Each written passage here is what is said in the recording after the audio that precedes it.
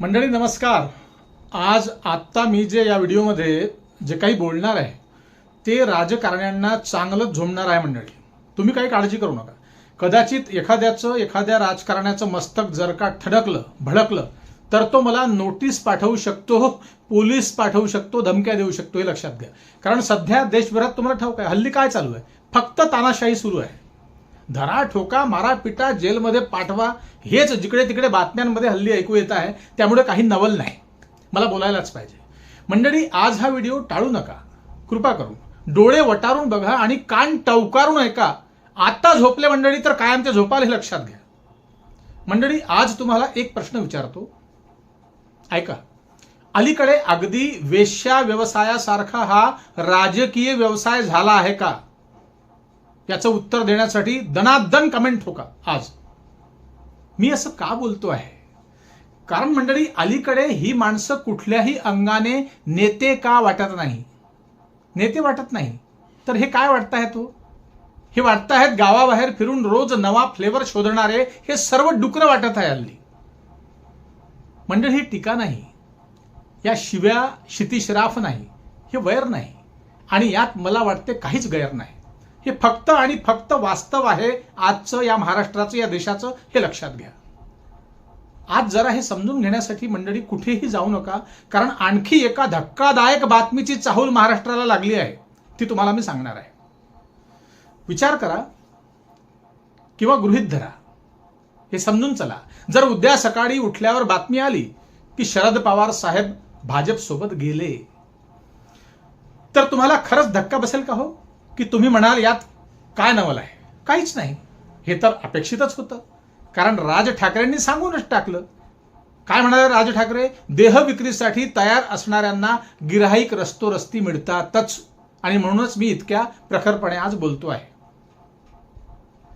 कारण मंडळी गेल्या काही वर्षात महाराष्ट्राच्या राजकारणात जे काही घडलं ते पाहिल्यानंतर सामान्य माणसाला कोणत्याही गोष्टीचं आश्चर्य अजिबात वाटेनासं झालं आहे. त्याला काही आश्चर्य नाही. पूर्वी एकमेकांना भरभक्कम शिव्या हसडल्या आहेत, भरमंचावरून एकमेकांची उणीधुणी काढली आहेत, आणि दुसऱ्याच दिवशी स्वतःचं तोंड पानचट करून बेशरमकीचा डिप्लोमा छातीवर लावून फिरणाऱ्या या निर्लज्ज नेत्यांचा खडा तमाशा अलीकडे अख्खा महाराष्ट्र बघतो आहे. हा तमाशा आम झाला आहे, रोजचा झाला आहे. गेल्या आठवडाभरात शरद पवार भाजपात जाणार अशी चर्चा सुरू आहे. ही चर्चा मंडळी जर का खरी असली तर वेगळा भाग आहे, खरी की खोटी हे येणारा काळ ठरवेल. पण या चर्चेने एक मोठा प्रश्न महाराष्ट्रासमोर उभा झाला आहे. मंडळी तो प्रश्न म्हणजे राजकारणात निष्ठा उरली आहे का हो? ते तुम्ही ठरवा आणि कमेंट करून सांगा. मंडळी लाज लज्जा शरम विचार आचार सर्व काही स्वतःच्या स्वार्थासाठी अगदी वेशीवर टांगून दररोज दिवसाढवळ्या जनतेची फसवणूक होत आहे. तुमची ही कधीतरी होईल, लक्षात घ्या. एकेकाळी भाजपवर टीकेची झोड उठवणारे अनेक नेते आज त्याच भाजप सोबत आहेत आणि स्थिती त्या सर्वांची अगदी चोरासारखी झाली आहे. गप बस आणि खा बस. तुम्हाला ठाऊक असेल अजित पवारांनी भाजप सोबत गाठजोडा बांधला आणि हनीमून होण्याच्या आधीच सिंचन घोटाळा कायमचा गायब झाला. हे अख्ख्या महाराष्ट्राला ठाऊक आहे. मग काय, अजित पवार गेले आणि तिसऱ्याच दिवशी त्यांच्या पत्नी सुनेत्रा पवार यांनी मंत्रीपदाची शपथ घेतली.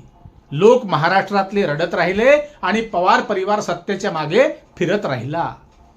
हे सगळ्यांनी पाहिलं. त्यापूर्वी तुम्हाला ठाऊक आहे एकनाथ शिंदे साहेब यांनी कमळाबाईच्या साडीचा पदर धरला आणि ईडीने तात्काळ रिव्हर्स गिअर टाकला. कारण काय, ठाण्यापासून तर दरेगावपर्यंत ईडीसाठी भरपूर मसाला होता. पण काय झालं, पदर धरल्याने वादळ शमलं आणि तात्काळ शिंदेंचं जमलं.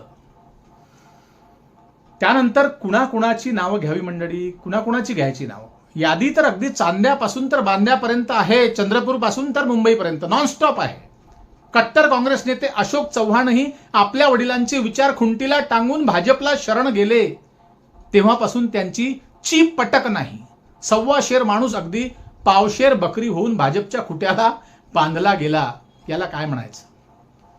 गेल्या 12 वर्षात अनेक असे नेते दिसले ज्यांनी कालपर्यंत ज्यांच्यावर कठोर टीका केली त्यांच्या सोबतच नंतर त्यांनी सत्ता वाटून घेतली, नव्हे तर वाटून खाल्ली. खात आहेत. भाड में गई जनता, अपना काम तो बनता. अशा प्रवृत्तींना तुम्ही कुठवर माफ करणार आहात, हे उत्तर मला आज पाहिजे तुमच्याकडून. मंडळी, प्रश्न असा आहे की खाली कार्यकर्ते कोणासाठी मग जीव तोडून भांडत आहेत? वेगवेगळ्या पक्षाचे कार्यकर्ते, समर्थक अक्षरशः एकमेकांच्या उरावर गेंड्यासारखे का धावतायत? ज्यांना हे पटणार नाही ते मला बेतुफान ट्रोल करतील आणि मला काळजी नाही. तुम्ही आहात माझ्यासोबत. सोशल मीडियावर हे लोक शिवीगाळ कोणासाठी करत आहेत? रस्त्यावर एकमेकांचे डोके कोणासाठी फोडत आहेत? ज्यांच्या नावावरून कार्यकर्ते एकमेकांचे वैरी बनतात, तेच मोठे नेते काही महिन्यांनी एकाच मंचावर हसत हसत हातात हात घालून उभे राहतात. हसताना त्यांच्या दाताच्या फटा आणि पोटाच्या ओटा आम्ही निमूटपणे बघतो, बेधुंद होऊन टाळ्याही ठोकतो, हसतो, ओरडतो, शिट्या वाजवतो आणि पुन्हा आपण मूर्खासारखे त्यालाच साहेब साहेब करत त्यांच्या ढुंगणामागे दिवस रात्र फिरत राहतो. आपल्या मुलाबाळांची, आपल्या हक्काची, अधिकाराची काळजी सोडून. हे किती मूर्खपणाचं लक्षण आहे. मग मूर्ख कोण ठरतो? सामान्य कार्यकर्ता आणि सामान्य नागरिक, तुम्ही आम्ही. राजकारणात विचारधारा असावी की फक्त सत्तेचा व्यवहार असावा? ते सत्तेच्या श्रीमंतीला चाटतात आणि आम्ही काय, आमच्या गरिबीला खोटी श्रीमंती समजून आयुष्यभर खस्ता खात जगतो, किड्या माकोड्यांसारखे, मुंग्यांसारखे. आज जर प्रत्येक पक्षातील नेता उद्या कुठल्याही पक्षात जाऊ शकत असेल तर मग कार्यकर्त्यांनी आंधळी निष्ठा कोणासाठी ठेवायची आणि का ठेवायची?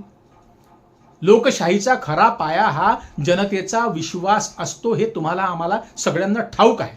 पण जेव्हा मतदार एका विचारासाठी मत देतो आणि निवडून आलेला नेता नंतर वेगळ्याच राजकीय समीकरणात व्यस्त होतो, तेव्हा त्या मतदाराच्या विश्वासाचं काय, याचं उत्तर कोण देणार आज? मंडळी, लोकशाही केवळ निवडणुकीने जिवंत राहत नाही हो, ती विश्वासाने जिवंत राहते, हे आपल्याला माहिती आहे. आज परिस्थिती अशी झाली आहे की पक्ष बदलणं ही काही मोठी गोष्टच उरलेली नाही. कालचा कट्टर विरोधक आजचा मित्र होतो आणि आजचा मित्र उद्याचा विरोधक. रोज चालू आहे, दररोज. ही माणसं आहेत की तमाशातले नाचे आहेत? हे नेते आहेत की सर्कशीतले जोकर आहेत? हेच कळायला मार्ग नाही. तुम्हाला कळत असेल तर कमेंट ठोका आणि बोला, बिनधास्त बोला. जर हे असंच सुरू राहिलं तर विचारधारा, तत्वनिष्ठा, संघर्ष हे शब्द फक्त भाषणापुरते आणि वाचनापुरते उरतील, हे ठासून लक्षात घ्या. आज माझं कोणत्याही एका पक्षाला लक्ष करण्याचं उद्दिष्ट नाही. माझं वैर नाही, माझे कुणी दुश्मन नाहीत. हा प्रश्न सर्वच पक्षांना लागू होतो, कारण सत्तेसाठी विचार बाजूला ठेवण्याची ही प्रवृत्ती एका पक्षापुरती मर्यादित राहिलेली नाही. म्हणून आता वेळ आली आहे ती कार्यकर्त्यांनी आणि नागरिकांनी सावध होण्याची. नेत्यांवर प्रेम करा, अवश्य करा, पण स्वतःची विचारशक्ती गहाण ठेवू नका, ही विनंती आहे. ज्याला आयुष्यात कधी राजकारण कळलं नाही तो देखील आपल्या खिशाला बिल्ला लावून साहेब साहेब करत उपाशी तापाशी नेता करत दिवस रात्र फिरतो. हे किती भयान आहे, किती भयान आहे.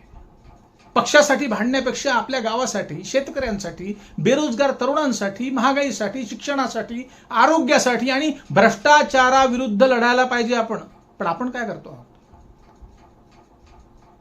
मंडळी? कारण नेते बदलू शकतात, पक्ष बदलू शकतात, युत्या बदलू शकतात, आघाड्या बदलू शकतात, पण सामान्य माणसांचं आयुष्य तसंच्या तसंच राहतं. मंडळी, संताप येतो आहे. शेवटी एकच प्रश्न तुम्हाला विचारतो, जर नेत्यांनाच स्वतःच्या विचारधारेशी कायम निष्ठा ठेवणं शक्य नसेल नेत्यांना, तर सामान्य कार्यकर्त्यांनी एकमेकांचे शत्रू बनून नेमकं काय मिळवलं आहे, याचाच विचार करण्याची वेळ आता आली आहे, हे लक्षात घ्या. अंधभक्तीने हल्ली कळस गाठला आहे. ज्याची भक्ती ज्या पक्षासाठी मतदार करतो तो त्याचा नेताच नकली निघतो. मग अशा वेळी मतदार बावचडत नाही, तर तो देखील बिनधास्त त्याच्या मागे मूर्खासारखा फिरतो, अगदी सैरा वैरा पडतो. बाप मेला तरी 72 नेता जिवंत असला पाहिजे, हे गणितच कळत नाही. हे वास्तव अतिशय भयान आहे मंडळी. जनतेने आपला मेंदू अखेर गहाण का ठेवला आहे, हा प्रश्न अनुत्तरित आहे. अहो, धर्माच्या आधी पोट आणि जातीच्या आधी देश, हे केवळ साधं सोपं गणित जर कळत नसेल तर या देशाच्या अधोगतीला कुणीच रोखू शकणार नाही, हे ठासून तुम्हाला सांगतो. आज लक्षात घ्या. शेवटी तुम्हाला काय वाटतं, तुम्ही काय विचार करता, जे काही विचार करत असाल ते तुम्ही लिहा. तुमच्या तळपायाची आग केव्हा मस्तकात जाईल याची वाट पाहावी लागणार आहे सगळ्यांना. आपण कुठवर हे सहन करणार आहोत ते कमेंटमध्ये लिहा आज. आणि आपल्या चॅनलवर नवीन असाल तर सबस्क्राईब करा आणि जास्तीत जास्त लोकांपर्यंत हा व्हिडिओ शेअर करा, लाईक करा. पुन्हा भेटू मंडळी. तोपर्यंत नमस्कार.